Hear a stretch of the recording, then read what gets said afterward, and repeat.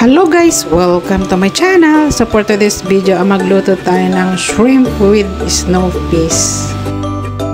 So mayroon tayong snow peas or sitsaro in Tagalog. So tanggalin lang natin yung dulo to dulo. Ayan. So ito ang ating mga ingredients guys. Pati na rin ang ating ricado. So mayroong shrimp. So, i-blend lang natin ng ating snow peas.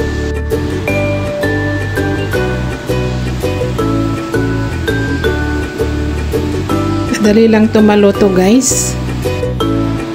Then, syempre, i-blend din natin ang ating oyster mushroom.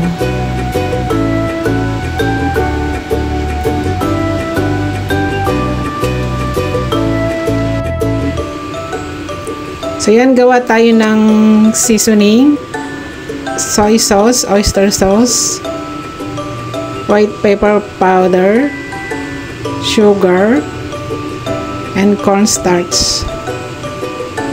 So, mix well lang natin to para minsanang ilagay.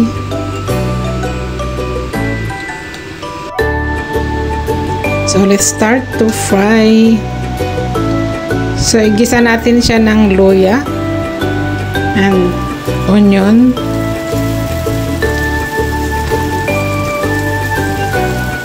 So marami akong maglagay ng mga ingredients. So meron din tayong garlic.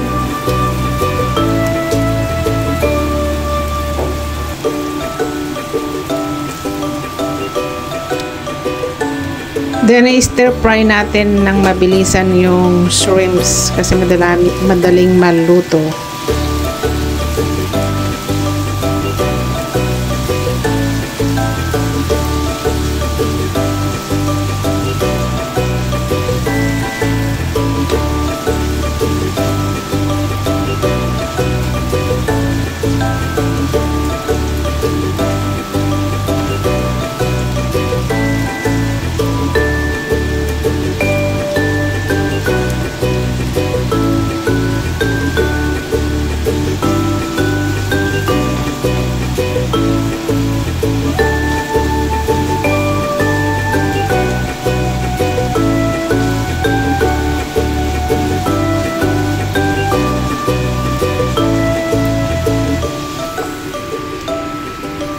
So, i-set aside natin. Then, i-stir fry natin ang ating carrots. Saka natin ilagay yung seasonings na mix. Then, ang ating mushrooms. Oyster mushroom ang ginamit ko, guys.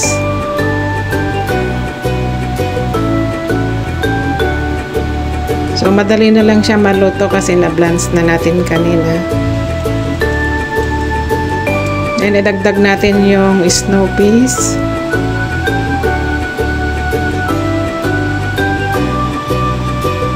So, yung seasoning kanina ay timplado na guys. So, tamang-tama yan sa lasa. And then, idagdag natin yung ating shrimps.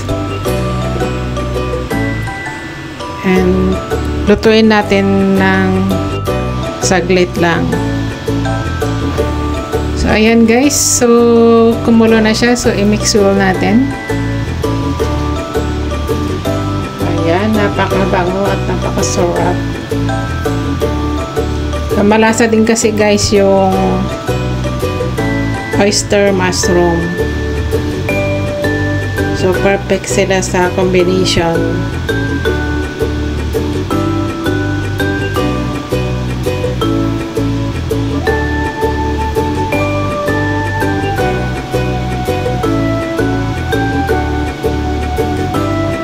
So, ayan, pakuluan lang natin ng hanggang medyo matuyo konti yung sabaw.